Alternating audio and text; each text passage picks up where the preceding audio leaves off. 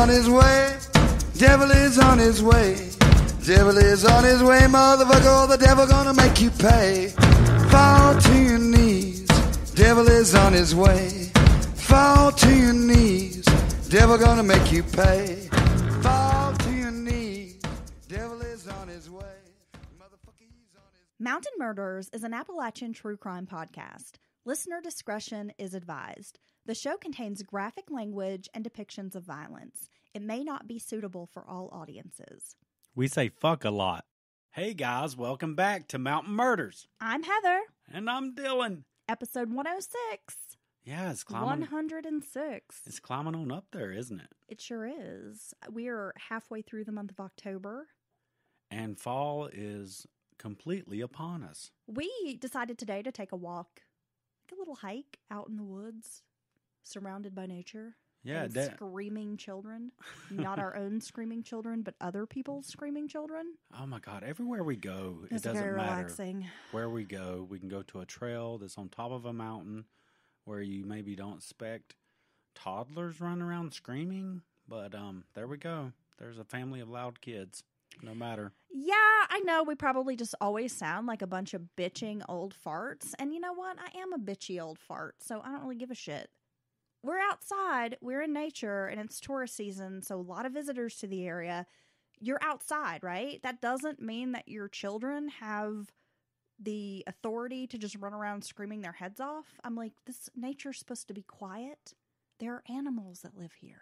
Well, I mean, you want to enjoy the peace and the serenity. Yeah. And you shouldn't be running around screaming with, like, chicken with your head cut off, because you could draw in some, wild animal. Or, God forbid, I get to see a wild animal while I'm walking down a remote trail, off in the distance or something, because everything within 100 miles is flown away or fucking ran because here's these two kids screaming their freaking heads off. Even I had little kids. I raised 3 kids. And sometimes I tell them to shut the hell up. This ain't the time and place for that. Yeah. Right? Yeah, and as much as I understand, this is a tourist-heavy area, tourism-driven economy in the mountains, I'm really glad that the fall season is almost over. Yeah. When the last leaves go, so do they. Yay. Yeah, so here we are at episode 106. Bitching about tourists. Bitching about tourists again. Yeah. Yeah, that's what happens. I can't wait to move. Yeah, I know. We're thinking of moving away from here. Can we tell our listeners that? Well, I don't see why not. Yeah, we want to move away from here. Far away. We'll still have Mountain Murders. We'll still talk about Appalachian true crime, but we just won't be living in the mountains when we do it. Yeah, we won't be living in an area with no economic opportunity, and the cost of living is actually way out of pace with the wages that are available here to make. Yeah. Yeah, so there you go on that. And there won't be other people screaming kids on the nature trail where I'm trying to enjoy my day. Those kids are going to be everywhere. No, they're not. Yes, they are. I'm going to put them in a microwave. Okay, so starting this week, we're announcing something new. It's called Mountain Murders Offbeat, and it's an extra weekly episode that focuses a bit offbeat from our usual true crime. Yeah, I can't wait to do that because it gives us the opportunity to talk about all kinds of things. We'll be bringing you interesting topics from Appalachia. We'll talk about maybe some more true crime here and there, hauntings, legends, folklore, all sorts of interesting things, Dylan. Weird stuff, funny stuff. Weird and funny stuff? Weird, funny stuff. Wow. Damn. So a whole episode about you. No. Weird, funny stuff. That's not true.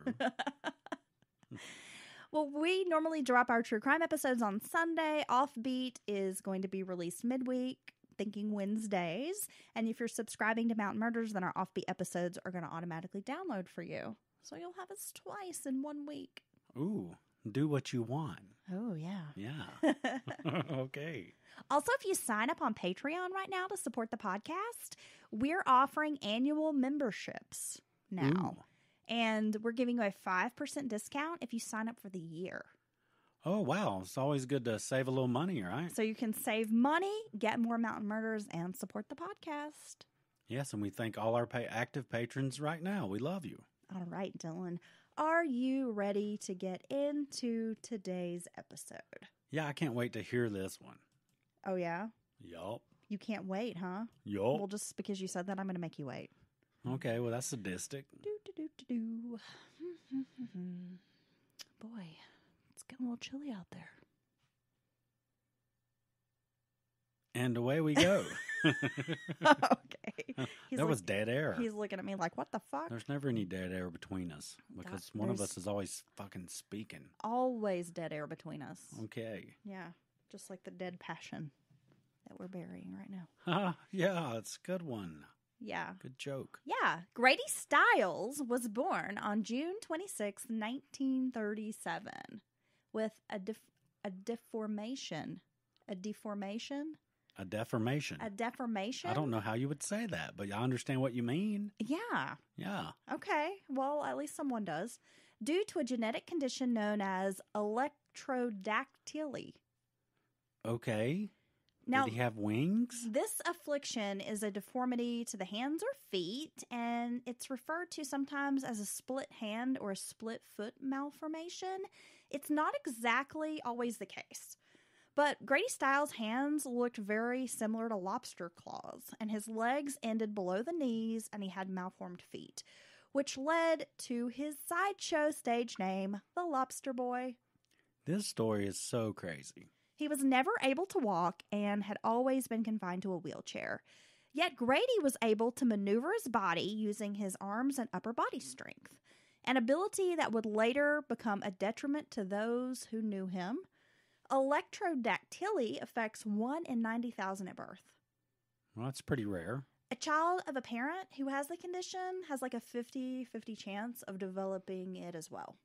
So if you have kids, it's a good chance they'll have the same deformation, the same condition, right? 50% chance. That's pretty high, right? Grady Jr. was not the first of his family to be born with this odd deformity. His heritage included 6 generations of ancestors who were also inflicted with the condition, and they dated as far back as 1840. And this included his father, Grady Stiles Sr. Grady Sr. was also part of a traveling carnival sideshow. Grady Sr. and his wife Edna were raising 2 kids on a carnival salary, which was hard to make ends meet. We're talking Depression-era America, when people did not have a lot of extra money to spend on entertainment. Yeah, it sounds like it'll be a lot of slow nights at the carnival, right? The Stiles had 2 daughters, Margaret, the eldest, who was born, and I use the term normal. I don't mean that in an offensive way, but she was born, without the condition. Without the condition. Like, Okay. everything I was reading was like, she was born normal, and I hate to use that term, but she didn't have the condition. And Sarah was born with the lobster claw condition, their second daughter. Sadly, Margaret died of a brain hemorrhage while selling tickets to one of her father's shows. And it was like a week before she was getting married, so she died, passed away rather young. When Grady Jr. was born in 1937, he resided in an area of Pittsburgh known as the North Side. It was a low-income area at the time, peppered with tenement housing. Grady was called a freak. He was spit on by mothers who were afraid his presence would curse them. Okay. And he was ridiculed by just about everybody. With his father absent because Grady Sr. was on the road working, Grady Jr. lacked a strong male role model to show him the ropes or even offer him advice on how to handle the situation. The world didn't accept Grady Jr., and for him, this would leave a lasting mark. When Grady was 7, his uncle was arrested for assaulting the boy.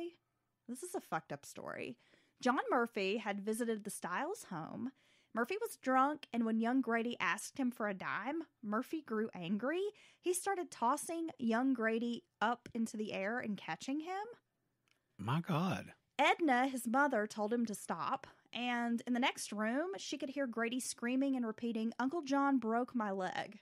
Jesus. His uncle dropped him, and John was charged with aggravated assault and battery. Well, he should have been. Now, as far as I could find, that is the only quote-unquote, like, traumatic event that seemingly happened to Grady. He didn't really talk much about his parents or what home life was like for him. Well, I'm sure it would have helped him if, his dad having the same condition, had been around more, not traveling. He's just working a job, trying to make money. And to, help him through how he feels about this, how people treat you. Just kind of give him some wisdom on what he's going to be facing and stuff. So I'm sure that was hard on him not to have him there at all. And then probably doubly hard on his mother for caring for this child who has a significant disfigurement from this condition. And then have your uncle come over and like break your leg. Yeah, and then what the fuck, right? Throwing you around in the air and shit. I mean, what the hell? By 1944, things were starting to look up for the family. Grady Sr. had managed to pull together enough money for the family to buy a house in Florida. It was located across the bay from Gibsonton. Now, Gibsonton, Florida was a very famous sideshow wintering town where people in the carnival and circus business would spend the off-season. Ringling Brothers had a winter setup in Tampa, Sarasota, and Venice. One benefit of Gibsonton is that it offered special zoning laws that would allow residents to keep their professional equipment, such as elephants, wow, and circus trailers on their property. Now, at one point, Gibsonton was home to the Monkey Girl, conjoined twin sisters who ran a fruit stand, among many others. It is the only post office in the United States with a counter for little people. Oh, well, see, that's, there should be more of those, right? More of those spaces in other places for little people. For differently abled folks? Yeah. I want to go to Gibsonton. Yeah, it sounds pretty cool. I bet they have a pretty rich history. And this is not a traditional Mountain Murders episode. I mean, we're going to be talking a bit about Florida, but the story kind of like fluctuates back and forth between Florida and Pittsburgh. And since PA is in our range, I figure, we'll talk about this because it's such an interesting true crime story. It is, and close enough. And I've also, always had this fascination with sideshow performers and, the carnival itself. Yeah, me too. Do you think it's interesting? Oh, yeah, definitely. I mean, you have these people, and especially in kind of its heyday, when, the sideshows and everything was a big draw, and people just didn't see many, it's when the entertainment was limited. You didn't have all the movies and everything at your disposal, so people would actually just see some people that are different and be just, fascinated, scared, or whatever. And then these people can make a living, sometimes a pretty good living, going with these shows, I just find it fascinating, and I think it says a lot about just the human condition. I think it's really fascinating, and I was so interested in it growing up, and then the HBO show Carnival was on in the early 2000s. Yeah. Which, by the way, if you haven't seen that show, you gotta check it out. I love that show. I feel like it was sort of a show before its time. Oh, it definitely was. If it was out now, it would be so popular, but back then I just think it was just too strange or something. Yeah, I don't think it was enough people got it, if you will. But yeah, it was definitely a cool show, but it only lasted a couple seasons, right? But what I loved about it, I guess because I've always been interested in vaudeville, and so with sideshow performers, you kind of get that element of vaudeville because a lot of the burlesque performers, strippers were traveling with the carnival. Well, you got me into some of that vaudeville stuff, and there's so many crazy stories with people who performed and things like that, and some of the amounts of money they were making a week back then, but then all of a sudden it would just all be gone, and so many crazy stories tied to that whole era. I just thought this was a great story. We had to talk about it. Let's get back to it. So by age 7, Grady was forced to quit school and go on the road with his dad. So his dad's like, we're going to make money off of us, basically. Considering that the carnival was like a family business, Grady Sr. thought Grady Jr. should be contributing financially. They had a double act called the Lobster Family. The pair would be featured on a platform where a barker would be like, "Hurry, hurry, hurry, see the Lobster Family. And for a nickel, you can enter the exhibit and you can see the Lobster Family. Step right up, step right up." And then people would go and see the little Lobster Boy and Dad and be like, oh my God. Did you like that? Do you feel like it was doing a decent job as a barker? No, that was an incredible job as a barker. Hurry, hurry, hurry. And you can see Dylan as he drinks his 7th beer for the evening. Just a nickel. Throw a nickel in. Watch Dylan drink a beer. You'll never believe he smokes the cigarettes like that. Yeah. He's the human chimney. He smokes 12 packs a day. Step right up, step right up. One time I went somewhere and they had a bear, like they were giving the bear Cokes. Was it a cocaine bear? No, it wasn't a cocaine bear. That's too bad. But it was just a bear, like in this big cage where everybody's hoarded around the top, staring down on it.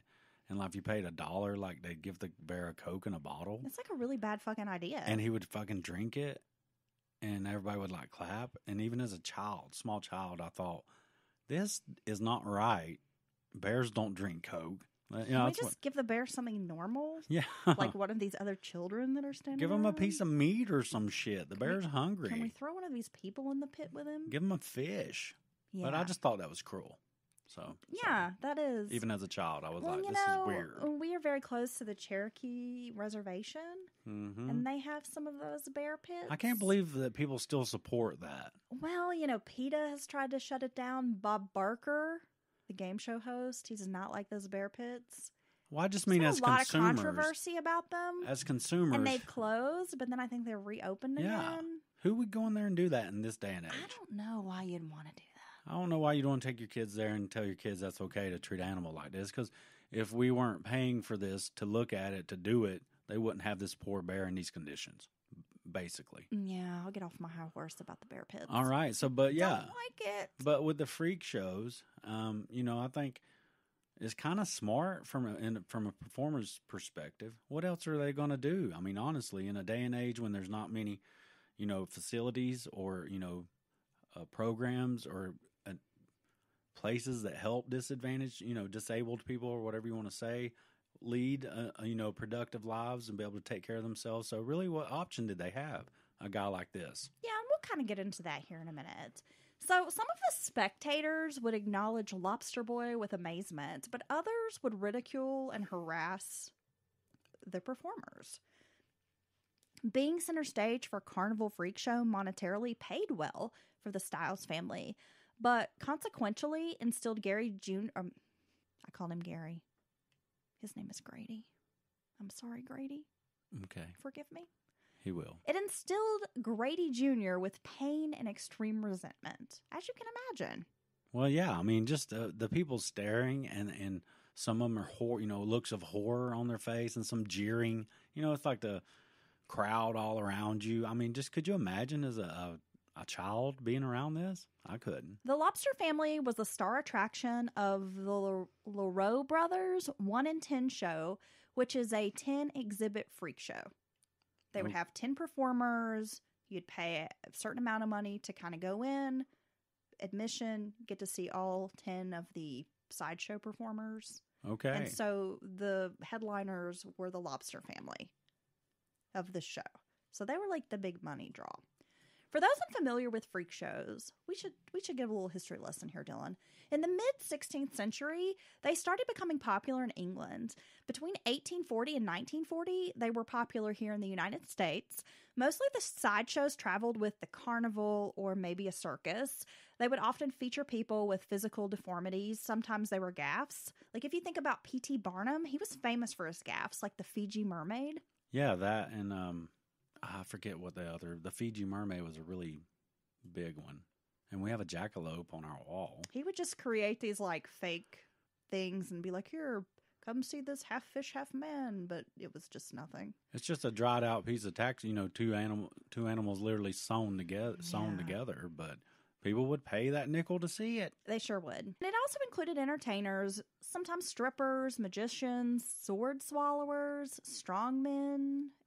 And in some ways, the sideshow did offer these individuals an opportunity to earn a living, but often these performers were not treated very well. Some of them were even kind of owned by others and exploited. Well, unfortunately, I'm sure that happened too, probably way more. Changing attitudes about physical differences led to the decline of the freak show as a form of entertainment. And of course, you also had to think there was the rise of movies, TV, radio, so people stopped going out for entertainment. If you want to check out a classic cult film, 1932's Freaks by Todd Browning is an interesting look at the business. Yeah, that's a big cult movie, right? Yeah. Yeah. People's fascination with oddities has spanned throughout history. Peter the Great, he collected human oddities. Really? At the Kunstkammer? Oh, wow. In St. Petersburg. I'm not Russian. I don't know. It's a Kunstkammer. Yeah. That place, he collected human oddities. And in 1884, Joseph Merrick, the Elephant Man, became an international sensation. Yeah, I think he was popular all over the world. Everyone knew about it. Totally. And in 1991, Jim Rose's circus appeared at Lollapalooza and sort of renewed interest in the sideshow performers. As a kid in Gibsonton during the off-season, Grady Jr. adapted to life. He played basketball with the other kids. He took up wrestling, and he was like a tough kid. He had really strong arms from crawling on them, and he learned how to perform tasks such as washing, riding, even firing a revolver, which we'll get to later. He could crush anything with his grip. His upper body strength grew. Some would say if he hit you, it felt like you were being hit with a 2x4. Yeah, I'm telling you, when you see some people maybe born with no arms or something or whatever, and they go on to, lead normal lives, whatever you want to call it, do for themselves, live by themselves, and watching what they can accomplish, say using their feet or something like that, it really makes me feel lazy. Because, they can do everything and go above and beyond and, accomplish anything. And here I am totally able-bodied. And I'm just like, why am I not doing anything? Side note, he is lazy. No. There's that part. Yeah. So Grady would choke people with his, put them in a chokehold. And, they would almost pass out. And he seemed to have a sadistic side. Grady genuinely enjoyed inflicting pain. He always insisted on shaking hands. And when he did, he would nearly crush the other person's hand. Oh, no, dude. Grady was definitely bitter from the lack of acceptance he had received. Well, it sounds like he is not in a good spot. And though Grady had no formal education, he was considered street smart and was able to manage his own sideshow career, even owning a business later. Not much is really known about his relationship with his parents, and Grady never really talked about it. So as Grady grows up, he earns money, which he knows how to spend. He dresses very well. He dines in expensive restaurants. And by the 1950s, the Stiles were working on their own. They had left, the other sideshow and had branched out and started their own. Okay, but that's probably at a bad time, right? At 17, Grady met a woman named Deborah, and the two married, but they didn't last through the first year. They were separated within the year. In 1959, Grady met another woman named Mary Teresa Herzog. Mary Teresa was born in Vermont on April 23rd, 1938. Her parents divorced when she was quite young, and her mother remarried a man named Frank Tyler. Tyler sexually abused Teresa throughout her childhood. But the girl looked forward to the carnival each year. It was a light in her world. Teresa loved the carnival so much, when it came to town, she even volunteered to sell tickets. Well, so she's all in with the carnival, huh?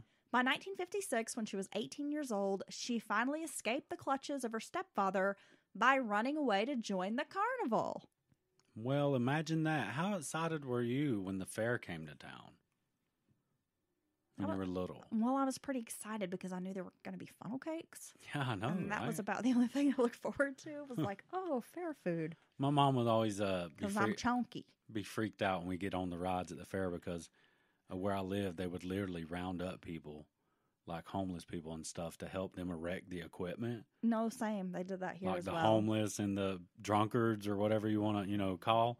And the winos? Yeah, the winos and shit. And you imagine there might be a loose bolt here or there. She was always terrified of that. Even as a kid, I didn't want to ride those rickety rides. They scared me. Well, even as a child, would be like, that doesn't seem so safe.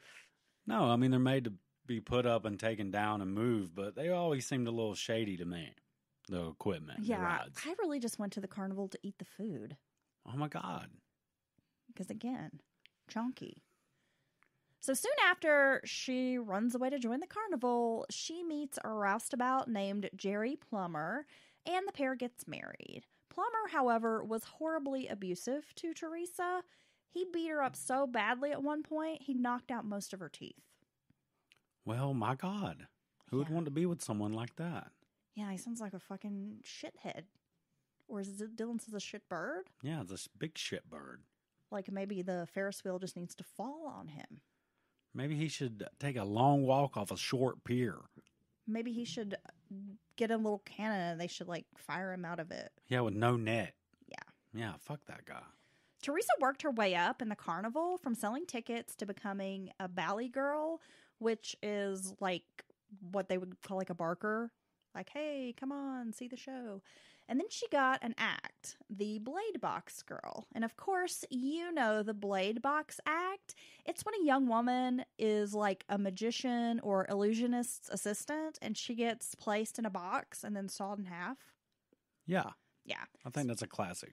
From there, Teresa's given her own act, the Electrified Girl. And I tried to find more information about this act, but it sounds like Teresa would sit in a chair and then some blue mist and light would sort of jolt from the chair as though she were being electrocuted. Okay. Yeah. And so that was the act. Oh, okay. It was like, yeah, she's being electrocuted. Cool. There's She blue can mist. survive being electrocuted because she's electric girl. Dun, dun, dun, dun. Her act is electrifying. Yeah. Come see what all the buzz is about. The electric girl does her act. Yeah, something like that. Yeah, I'll stop. When Grady met Teresa, he was smitten. He charmed her with gifts, bombed her with love, and took her on expensive dates. And for a woman like Teresa, who'd never really known kindness from a man, she was blown away by his attention. And though the two were together, they would not wed for like another 9 years. When it comes to coffee, I refuse to settle. Also, I'm a Taurus, so I'm all about decadence. I've been drinking delicious cold brew coffee in my Café de Chateau cold brew coffee maker. I feel like a barista at home. Cold brewing allows the coffee's natural flavors to shine through without the bitterness. If you're a coffee lover like me, order a Café de Chateau cold brew coffee maker today. Use our discount code, Mountain Murders Podcast, for 20% off. The best part is the company offers exceptional customer service, including a lifetime warranty on all their products. No questions asked. With the holidays coming up, save time and money. Purchase a Café de Chateau cold brew coffee maker, and you'll be the best gift giver of all time, and everyone will love you. A few years into this relationship, life would start changing. Grady began drinking and staying out all night playing cards. Whiskey transformed the charming Grady into a monster. He was abusive, choking, slapping, hitting, headbutting, and at one point, he even tried to rip a birth control device from her body. What the hell, dude? The couple's first child, a daughter named Margaret, only lived 26 days and died from pneumonia. Then the couple had a boy together. His name was David, but he only lived 28 days. Now, does it say whether those children were born with his condition or not? I don't know about those children, but from what I gather, life on the road was pretty difficult. The living conditions were undesirable, so probably not the best place for a new baby. Right. The mom's probably malnourished and, just not good prenatal care. I mean, who knows? They're living on the road. They're living in those rickety, Yeah. circus trailers, carnival trailers. I'm sure there's probably not access to good food, decent food and all that. So, yeah, it's probably not the best condition to try to have a child.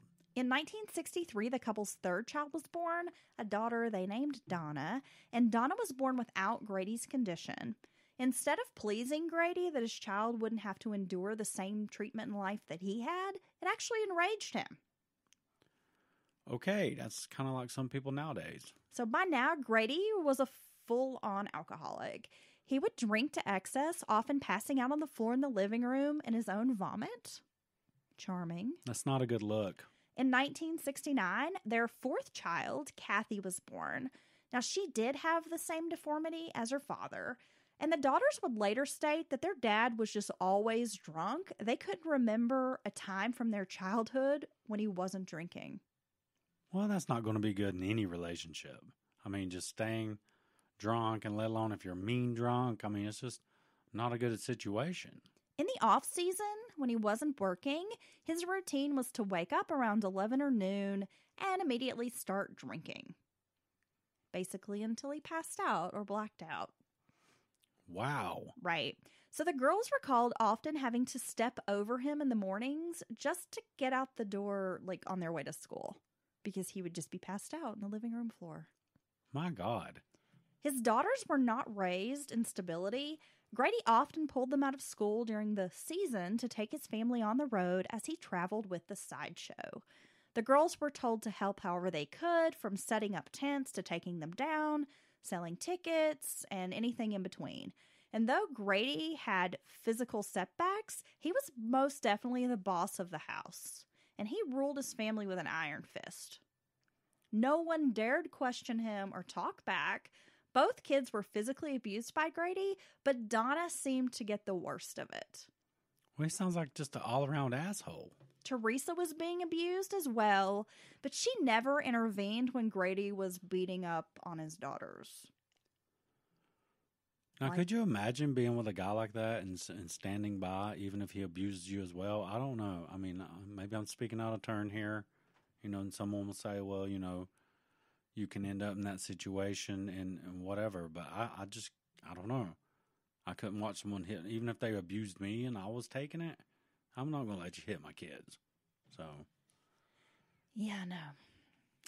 That's a lot. Later, both daughters would say abuse was normal to them. They had no idea that this wasn't ordinary household. So it's been happening with the frequency, all their life. They basically think this is normal. Yeah. Like they don't know any other way. His drinking began affecting his work as well. Donna and Kathy, his daughters, recalled many performances when Grady was on stage slurring his monologue and visibly intoxicated. He was barely able to sit on the platform. Well, I mean, he's not even, oh my God, he's just a full-blown alcoholic and is ruining every aspect of his life. In 1972, after a particularly vicious fight, Grady kicked Teresa out of the house. He told her to take the kids and leave. With nowhere to go and no money, she wasn't sure what to do. She reached out to a carnival friend named Harry Glenn Newman, known as the Midget Man. Glenn was known to be exceptionally kind, a very sweet person, and he liked Teresa, considered himself a friend to Grady, but he knew deep down that Grady was an alcoholic and abusive to his wife and kids. So Glenn arranged for Teresa and the kids to stay with one of his relatives in Ohio. While they're in Ohio, the family seemed to live a quiet, normal life, like for once. Glenn had relocated to Ohio as well. He ends up starting like a pretty successful tire business. He and Teresa began dating, and without Teresa's knowledge, Grady had filed for divorce and custody of the children. She was never served with any kind of court summons, so she missed the proceedings altogether. Grady was granted full custody of the kids. What the hell? So he takes the girls. He moves to Pittsburgh. In 1974, he marries a woman named Barbara Browning, Lucille, and he abused her too. When Barbara found out she was pregnant, he beat her and repeatedly hit her in the stomach. My God, who would marry a guy like this? I know he doesn't start out like that, but damn. I don't know. Jesus. And here y'all out there single. No, well, at that point, Teresa had moved on too. She married Glenn, and in 1974, they had a son together named Glenn Jr. Oh, nice. But Grady couldn't let her get away. In May of 1975, Grady showed up at Teresa's house in Smock, Pennsylvania, demanding that she open the door. She stayed inside the house, kept the doors locked, because she was afraid of what he might do. And he made threats that he was going to kill her. So this is after they both moved on and remarried. Right. What the hell, dude? So he's standing outside screaming, "Let me in the house. You bitch, I'm going to kill you." She's not answering the door. Eventually, he leaves. She contacts police, and they issue an arrest warrant, but they can't ever track Grady down to make the arrest. So he's like banging on the bottom third of the door, calling her a bitch, telling her to let him in. I guess so. What the hell, It just dude? makes me think of like, little pig, let me in. What the freaking hell, dude? Like the Green Jelly song. But they can't ever find him to make the arrest. And during this time, he's not allowing Teresa any visits with her girls. She misses them something fierce. And by Christmas of 1975, she is able to finally contact Grady about maybe seeing the kids for the holidays, and he agrees. But his condition is that she first meet him at a bar for some drinks. Oh my God, she don't want to have a drink with you, asshole. After he has some whiskey, they go back to his house. So we've got Teresa, Glenn, and their new baby, Glenn Jr. They go inside the home, and of course the girls are not there. Okay. Once in the house, Grady pulls a gun on Teresa. Then another sideshow performer, his name is Paul Fishbaugh, or the Fat Man, he steps out of a bedroom with a gun as well. Grady beats Teresa up and tells her, "Don't bother me anymore," and that he's going to kill her and the new baby if My she God. bothers him or tries to see the kids again. This guy's something else. I want a friend that people refer to as the Fat Man. Like, That the will Fat Man just stepped out. That would come out and point a gun at someone if you asked them. Yeah. Oh my God, that's a real friend. July 26, 1976, Grady and Barbara welcome a son, Grady III, into the family. And like Grady, he also has the lobster claws and truncated legs. And Grady, he's just Grady Jr. is an absolute monster. April 29th, 1978, 15-year-old Donna is counting down the days until she can leave home because her father is so fucking horrible to her. She just wants to go. You can't blame her.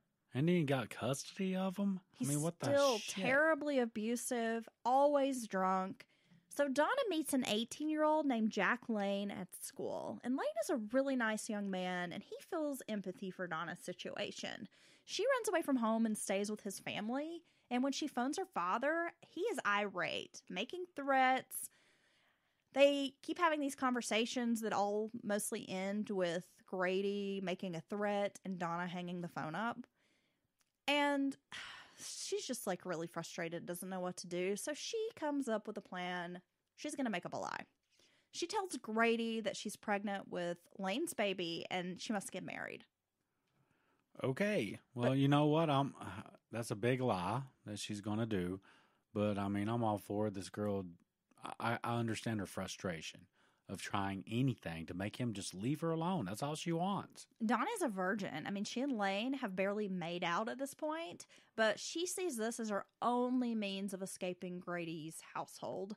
Grady agrees to sign the paperwork for the marriage license, and Donna sets the wedding date for September 28th. On September 20th, the pair applies for their marriage license, and on the 27th, the couple has their blood tests. Grady gives his daughter money to purchase a wedding dress, and Grady spends the evening at the bar ordering 12 double whiskeys. Oh, my God. While she's out shopping, and when she returns, Grady pretends his wheelchair has been stolen. So Donna and Kathy, along with some other kids in the neighborhood, go searching for this missing wheelchair. Now, during this time, he's lured Jack into the house to discuss the marriage. Okay.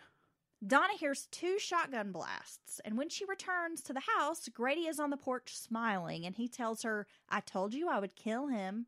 And sure enough, he murdered Jack Lane. What the hell? Well, that's got to be the end of Grady, right? God. This guy. Grady is charged with first-degree murder, and his bond is set at $10,000. He hires attorney Anthony DiCello, who is a pretty well-known criminal defense attorney in the Pittsburgh area at this time. Immediately, DiCello tells Grady, "You have to sober up before you even come back to my office." Because Grady's in the office drunk, acting a fool, and he's like, "Dude, if I'm going to work with you, you got to get your shit together." Okay. Like, you're drunk. If you act this way in court, your ass is going to jail, pretty much. I mean, and Grady is that drunk. I mean, he's just a fucking hot mess. Can you imagine that your attorney has to tell you you can't be drunk in court? No, that's not a good way to start out your attorney-client relationship. No. So during this time, Donna and Kathy managed to get some plane tickets, and they're able to fly to Texas and reunite with their mother. Glenn Sr. is working a sideshow there in Texas, and little does Grady know that his daughters are working with the prosecution to send him away. Well, can you blame them? The trial is pretty cut and dry. The prosecution paints Grady as an evil drunk who premeditated the murder of Jack Lane. Donna is a star witness on the stand. The defense claims that Jack Lane lunged at Grady and he acted in self-defense. His character witnesses included the fat man and the bearded lady. Oh, okay. On the stand, they claim that Grady is this hardworking businessman and a model parent. I just don't know. I mean, there's one thing about being a friend. You know, you might do something to support your friend, but they know he's an asshole too. they know of the things he's done, and maybe he's done some to them too, and seen him treat people like shit all his time. So that's really low to go support a guy like this. I agree. Grady is found guilty, but the judge agrees with Grady's lawyers that his physical ailments, meaning, the lobster claw syndrome, he has liver cirrhosis at this point, and emphysema, that he shouldn't serve any prison time because prisons in Pennsylvania had written letters stating that they wouldn't be able to provide enough care and support for Grady. So he's going to get off in a way? So he receives 0 prison time for the murder. Instead, the judge sentences him to 15 years of probation. Okay, so he got away with it. He got away with it. And he owes his attorney, DiCello, $14,000 for his defense, but he doesn't pay. Instead, he leaves Pittsburgh, takes that money to Florida, and uses the money to set up his own sideshow. Okay. What a dick. He is. My God. So in the following years, Glenn Sr., who had once owned this thriving tire business, he suffers a nasty fall, which leaves him critically injured. He requires constant care. And Teresa tries for a while to be the loyal wife, but sometimes it's just so tough. He doesn't have any money rolling in. She grows weary of playing nurse and eventually files for divorce. Well, that's what happens.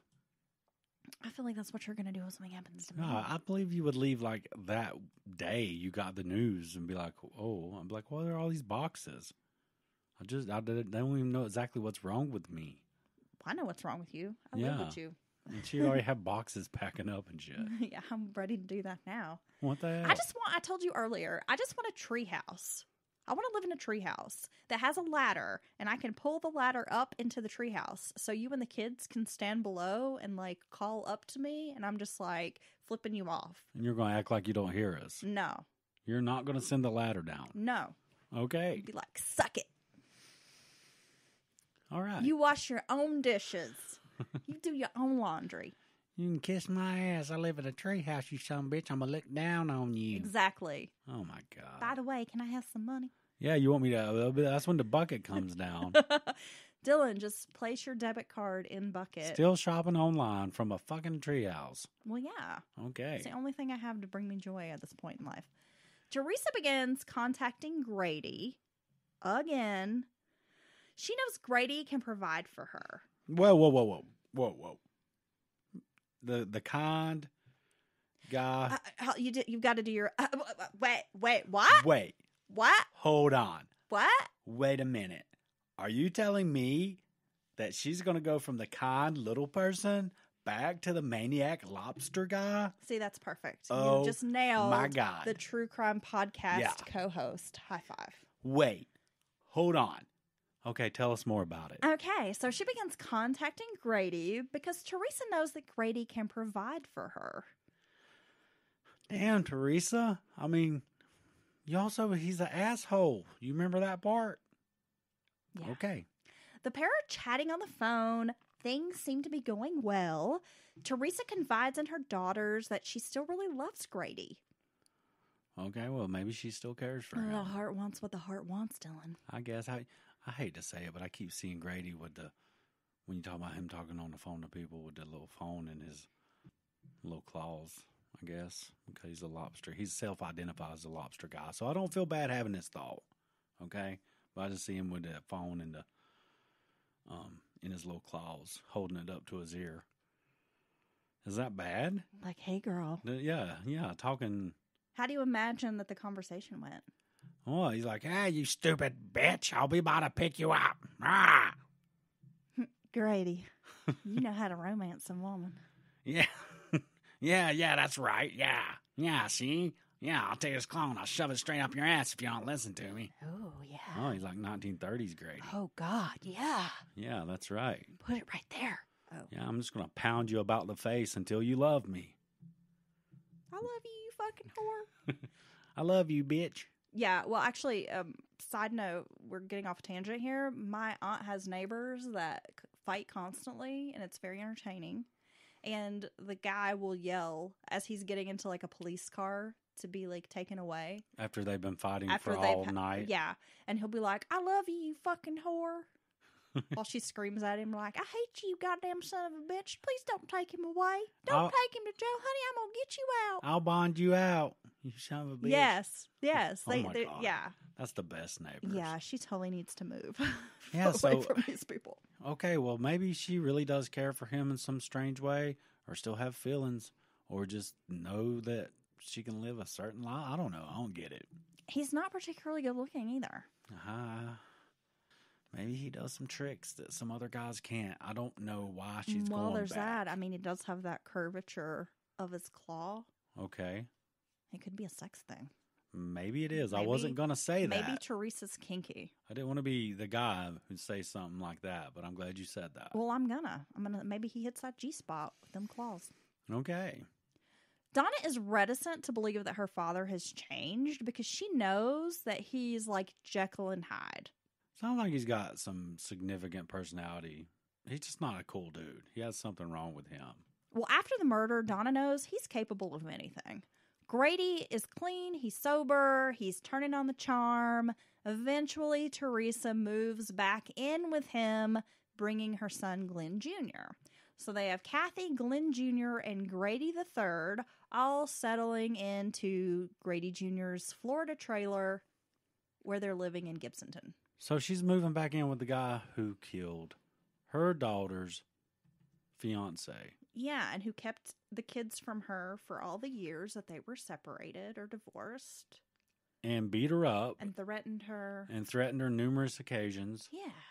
And was just an overall monster the entire time about everything. Yes. Okay. That's a big Tinder profile to have to make up. Just so we're clear, yes. Are you up to speed now? Yeah, I just don't get it. I don't know. In 1988, he and Teresa remarry.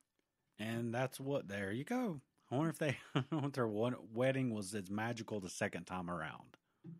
I'm sure. By 1989, Donna has met a man named Joe Miles that she wishes to marry. Once again, she tells her father that she wants to be married, but much to her shock, Grady is like on board with it. He gives her $300, tells her she should buy a plane ticket so she can go be with Joe right away. So like, Daddy, please don't kill this one. I really love him. Yes. Okay. Donna is in disbelief. I mean, she's like, maybe my dad has truly changed. And though she doesn't love him like she once did, she begins trying to repair this relationship with her dad. To where she could at least stand to be around him kind of thing? Right. Okay. Soon enough, Grady falls off the wagon and he's back to drinking, staying out all night, and fighting with Teresa. So it was all an act. Can't teach an old dog new tricks, right? In an incident that Kathy will later recall, she's 7 months pregnant. She tries to intervene in a fight between Grady and Teresa. Grady knocks her out of her wheelchair and proceeds to beat her. And she ends up going into early labor, having her daughter Misty prematurely. The baby is born with the claw features as well. Oh my gosh, dude.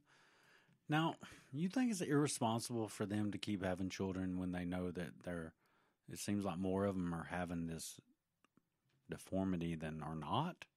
Or you think that's just their right to do, anyone else? No, I think it's fine. Okay. They're differently abled, but so what? Well, that's true. I mean,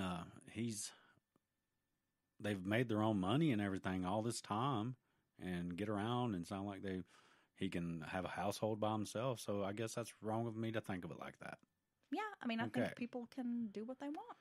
Okay. By April of 1992, the family is preparing once again for a road show.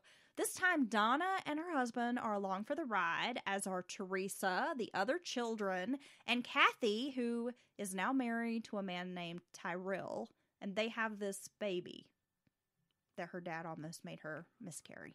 And the baby has the lobster features as well. Right. Okay. So they embark on a tour with the family running the entire show, from setup to box office. I think Joe is driving everyone in these big trucks. It's a family affair. When are you going to take us on the road for a carnival show, Dylan? For the sideshow that I've lined up us being a part of? Yes. Well, I don't know what are our attributes. What makes us a freak? Well, you can be the human smokestack. Okay, I can be the human smokestack. Yes, or the bottomless beer pit. I can be the hissing woman. You could be the hissing one. Do it. Yeah, I just hiss at people that approach me. Yeah, step right up. Come and be hissed at by nature's mysteries. The hissing woman. She the hates hissing everyone. woman. She hates you. She hates you. Ma'am, she even hates your baby. Please keep your children away from her. She will eat their fingers. Yeah. So not far into the tour, problems arise. There's a lot of infighting among the family members. Others who were on the tour describe it as a hostile situation. Joe is acting as a roustabout. Donna and Teresa are helping with tickets and such. Kathy sometimes joins her dad on stage and they do like a lobster family act. Glenn Jr. is a human blockhead, driving nails up his nose. Oh, wow. That's a staple. That's a staple of the freak show, right? That's one of the top acts, right? Yeah, I would love to learn how to do that. Yeah, there's that. The pretty bearded cool. lady, the you got the half man, half woman, the fattest woman in the world kind of thing. What's another one? Am I missing somebody? Little people, Like a or human turtle? I don't know. what do they call the ones who are like they're dim? They claim they're dim-witted or whatever. Ah, shit! They just call them freaks. Are you making a political joke? No, I'm thinking of I'm like just kidding. I don't know. Yeah, okay. Moving on. I'm not really sure. You know what I'm talking about, though. I think, were there like supposedly some of those people on American Horror Story when they did the freak show season or something? Yes. Yeah, I'm not really sure. Okay. I think it's called him like an idiot or something. Yeah, it all just seems very politically Chicken head. incorrect. It is bad. Chicken head? I thought that's what they called girls in the hood. No. Like there are chicken heads down in the trailer park. Maybe that is what I'm thinking about. Okay. So some notice that Teresa is stealing money from the sideshow. Uh-oh. Joe is arguing with performers like about who does what, and he's undermining Grady's authority, which is not going to go well. It's a disaster. So all around, it sounds like it's not going good at all. Everyone's not on the same page. You got all these personality conflicts. They really aren't making, I mean, this is 1992, and they're really not making the kind of money that they had made in previous years. Well, I guess so, because, I mean, really, I went to the circus some as a small child, but even after that, it seems like it started falling off pretty good, right? Don't you think? Yeah, I'm not really sure, but I'm just thinking by 1992, like the sideshow traveling carnival shows probably not going to be making as much money. And they weren't. I mean, they were having hard times like paying the rent on the spaces they would utilize. And members are starting to notice that like Teresa's like pocketing some money at the box office. So they're barely making it. Yeah. And it's in July that Teresa and Kathy have their first conversation about killing Grady. Well, you know, I hate to say it, but I'm surprised this conversation hasn't come up before. Both he's agree mean. he is violent and dangerous. Teresa feels murder is the only way to truly be done with him. Well, she did come back to him, so Baby, come back. Maybe she should You can blame it all on me. put some of that blame on herself for the current situation. Well, there's that. She asks a friend named Marco Eno, who runs the gorilla show, if he would do it, and he kind of laughs it off and turns her down. By the end of the tour, Grady tells another performer that he plans to fire his whole family for the next summer tour. He knows he can't work with them again. Oh. He sees all the problems, and despite the fact that he's an asshole and like a drunk, he's a professional. I mean, everyone who's worked with Grady says, hey, he was a great performer. He knew how to run a business. Like, he knew the ins and outs of this business. So he, like, recognizes, like, I can't bring my family back on the road. So when he's not too drunk to stay up on the platform, most of the time he is doing what he needs to do when he needs to do it, you know, trying to, you know, make the most of it, right? Yeah. Okay. Like I said, though he is a raging drunk, I mean, he's a pretty shrewd businessman. And he plans behind their backs to replace them all with a new crew and revive the tour in 1993. Okay. So he's already making plans behind their backs.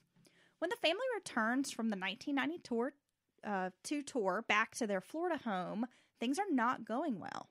Big surprise. Yeah, big surprise. They've already plotted to how can we murder him. He's looking to fire them all and get them out of his life. So, yeah, I can imagine it's not going too good. Grady continues to drink a bottle a day and smoke about 3 packs a day. Oh, he's Dylan. He's cruel, abusive, and even more surly than usual. Okay, well, I can't imagine the bottle of liquor's not helping that any.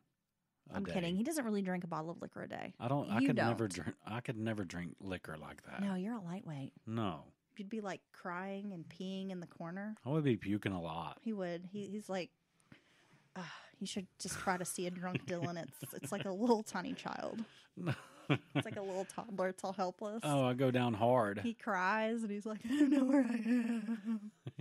The floor is cold. I'll never drink like that. So there's That's that. a lie. That's true. Teresa has managed to stash away about $1,500 from the tour money that she's stolen. But this is early 90s, right? Yeah. Well, that's not like that's $1 million. I mean, that's what? Maybe like 5,000 nowadays, maybe? Or maybe not even that much. Yeah, I'm not sure, but I'm guessing because her husband has such tight reins on everything. That's pretty good for her. And he doesn't really allow her to have money, her own income. He's responsible for all the money. So she's peeled off as much as she can. Right. So Okay. for her, this is quite a bit. She then has Glenn Jr., her son, who is about 17 at this time. And he also, I should mention, has the IQ of about 76. Okay. He reaches out to a friend named Chris Wyant about possibly killing Grady. Yeah, because bringing other people in on your plan to kill someone always helps it go over so easy. It works out every time. Wyant is also a teenager. I believe he's 17 at the time as well, but he has a pretty lengthy criminal record. He agrees, taking the money. Wyant buys a .32 caliber Colt automatic for $150 from a friend. He has a different friend named Dennis Cowell sign the paperwork to purchase the gun, thinking it won't be tied to him. Well, he's trying to be smart. Some days pass, and Glenn Jr. grows concerned that Wyant is not going to follow through. So Glenn Jr. confronts him and is like, I need you to do this or give me the money back. Wyant admits that he spent the money, but he says, don't worry about it. I'll take care of it. Okay, so I got none of the money left, and I'm going to go ahead and finish them off, so our deal's done. On November 29th of 1992, Grady and Teresa are seemingly having a usual night at home. Teresa rented the videotape Ruby, starring Danny Aiello as Jack Ruby. Grady is sitting in his chair in the living room, drunk, chain smoking, Pall Malls. Ooh. Damn. 54-year-old Teresa, and she looks a lot older than that, by the way. She's not aged well. She asks her son, Glenn Jr., to walk next door. This is around 11 p.m. She wants to visit Kathy's trailer. Kathy, the daughter, lives next door. So the pair go to Kathy's trailer. Marco Eno, the roustabout who also does the gorilla show and has worked with Grady multiple times, he is also a neighbor on the other side of the trailer because they live in like this trailer park. Kearney trailer park. Okay, are they in Gibson Town? Yes. Okay. So, Eno's at home, just chilling, whatever. He overhears Grady arguing with someone. Not uncommon, but then he hears 4 gunshots ring out. Oh, no. He looks outside and he sees an unidentified man running from Grady's trailer. Eno then goes over to Grady's trailer, trying to figure out if everything's okay. Inside, he finds Grady wearing only his undershorts, slumped over in his chair. He has a bloody bullet wound on his bald head. Oh, no. Marco calls the police. So by this time, others have gathered outside, including Grady's family.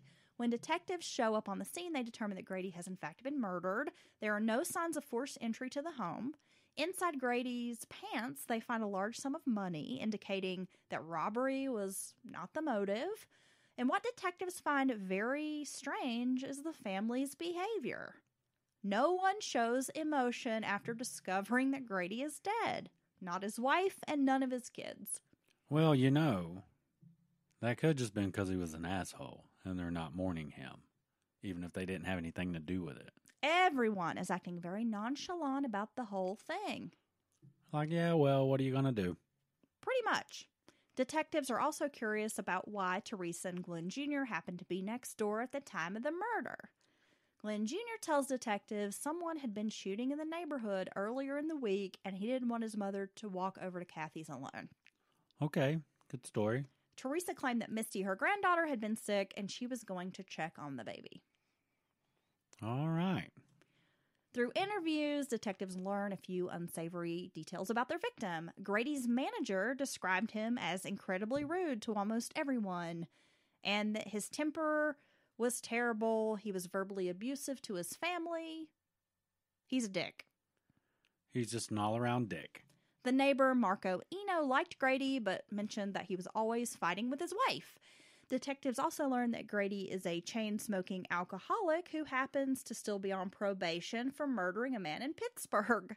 Oh, yeah, about the probation. I forgot about that. Law enforcement begins focusing on Glenn Jr. They just think his story doesn't really make sense. So they find a lot of inconsistencies in what he said, so they call him in for a polygraph. And he submits to the test, but fails miserably. When they confront him with the news that his test is just full of deception, Glenn Jr. begins telling them how Grady physically abused his mother and sisters. During Teresa's interrogation, she explains how Grady was abusive and she felt her family was in danger. His behavior was growing worse. She thought he would kill her and the kids. She said when they came off the road this last time, Grady had devolved into a monster. She told detectives she had suggested another divorce, and when she did, Grady sexually abused her with a blackjack weapon. Oh my God. Then tried to suffocate her with a pillow. Then she woke up on another morning with his familiar whiskey breath in her face. He had a butcher knife to her neck, and he told her, "One of these days, I'm going to kill you and your family, but the time isn't right." Then he dropped the knife and crawled away. Oh my God. Jesus Christ, if that's true. I mean, what the hell? Yeah, I know. I was just thinking about that. I had a mental image of him Yeah, no, like throwing the knife down and crawling away. Yeah, yeah, you bitch. I'm like, and then crawls away. Like, what the fuck, dude? I'll just get up and kick this fucking dude. This is when Teresa decided to give her teenage son the $1,500 so he could hire his friend to murder Grady. Right. Teresa, Glenn Jr., and Christopher Wyatt are arrested and charged with first-degree murder and conspiracy to commit murder. At trial, Grady is painted by his family as a beast. Yeah, so that's going to be your whole defense is, though it's hard to sell with premeditated murder, I actually recently listened to an in-depth thing about the Menendez brothers, and that's basically their same defense. We knew they'd been abusing us, monster, and we thought they were going to kill us. So we had to kill them first. Okay. Years of abuse is finally aired. However, the prosecution invites members of the Gibsonton community to speak on Grady's behalf once again. They describe him as an excellent businessman who was smart and knew how to run a show. They also say they disagree with Teresa's decision that she had a choice. She could leave Grady. Okay. Well, she'd done it before, right? So, I mean, you could argue that. She'd done it once before. He, got completely away from him. So, why can't you do it again? No matter how much abuse the family described, the jury still finds them guilty. Glenn Jr. fares the worst of the three. He is sentenced to life in prison without the possibility of parole, and at the time of the trial, he was only 20. Wyatt was convicted of second-degree murder, and he was given a 27-year sentence. From what I understand, he's already out of prison. And Teresa's found guilty of conspiracy to commit murder and manslaughter, and she was given a 12-year sentence. Wait, so the Tricker Man got 27 years and probably likely already out of jail? Yeah, I'm pretty sure he's out from what I found. Well, I mean, news articles on the interwebs. If he turned state's evidence and was a star witness for the prosecution, then I could kind of see that, I guess. That's typically what happens with the guy or the person who actually goes through with the thing. But I think you should have actually they're dumb enough to do it, kill somebody for money. But the people who set it in emotion, I think if they never set it in emotion, it wouldn't happen. So who's more at fault, honestly? I mean, $1's $1. Oh, I like that saying. Yeah. We can earn it the easy way or the hard way. Yeah, I want it the hard way. I want the hardest way. Oh, I'm going to give it to you the hardest way. Whoa. Do you think that hiring an assassin on Craigslist is a good idea? No. It never I wasn't works. sure where to advertise my services. No, it doesn't work. It never works. It's always an undercover officer. Unless it's me. Yeah. And like, oh, you're really going to do it? Yeah. Okay, so people should not look at your ad. On Craigslist? Yeah, your ad for ninja services. Right. Yeah. Okay. Grady was buried at the Showman Cemetery in Gibsonton, and from what I found in research, only about 10 people attended his funeral, and there was difficulty finding anyone to volunteer as a pallbearer. Because deep down, nobody liked him. That's what I'm saying. Everybody knew he was okay. I can't say this guy deserved to be killed. Because, I mean, she could have got it back away. She'd done it before. Stay away from him. But he was an asshole the entire time. And just abusive and caused so much pain and harm towards other people. That's why nobody showed up at his funeral hardly. At her sentencing, Teresa told the judge, "I'm sorry this happened, but my family is safe now. At least I know they're alive." Well, there you go. Glenn Jr. died in prison in 2014. And like I said, Christopher is out now. Daughter Kathy went on to become an actress. She appeared on the HBO TV show Carnival, and she was in Tim Burton's Big Fish. Oh, okay. She also appeared on the television show Freak Show with her brother Grady III. Grady III has appeared in a modern-day freak show based out of Venice Beach, California. On the TV show Freak Show, Grady recounted his father's murder. He said as a person, he didn't care for his dad. He was racist and abusive. He also said that what was told in court wasn't exactly what happened. Really? So his son, Grady III, said that Grady Jr. and Teresa had gotten into another vicious fight when later Teresa said something needed to be done, and that Glenn Jr. overheard this and decided to do something about it. He said Glenn Jr. had only really wanted someone to rough up Grady and scare him, not kill him. Oh, okay. Now, very few freak shows still exist in the U.S. If you're interested, there's 999 Eyes Freak Show, which is like a modern-day traveling show. And there's also a show at Coney Island. Okay. So if you're ever in the Coney Island area, you can go, and they have sort of a vaudeville-style freak show. And then there's sword one in swallowers and that Venice, kind of thing. too, right? Venice Beach. Yeah. Yeah. Okay. And I believe that is the 99 Eyes Freak Show. I watched a reality show about those people. And so they travel periodically. You know, I mean, there's some of those styles of shows. Vaudeville is not dead. There's been a resurgence in vaudeville types of shows in recent years. Various performers, burlesque, sword swallowers, contortionists. I know as a burlesque performer, I've actually been part of shows where we've had like human contortionists and sword swallowers. Oh, and that's interesting. fire dancers and fire eaters. Ooh, a fire eater. Right? Yeah. So there's some interest in that still today. That's awesome. Anyway, that's been the story of the Lobster Boy. Grady was an asshole. Grady Stiles Jr. Damn. But at the same time, I can't condone murder. So. You can't? No, not really. He was an abusive asshole, alcoholic asshole. Right. But, she got away from him, then she came back. She came back. Like, get a job down at Dollar General or something, man. What? Trying to live on that freak show money.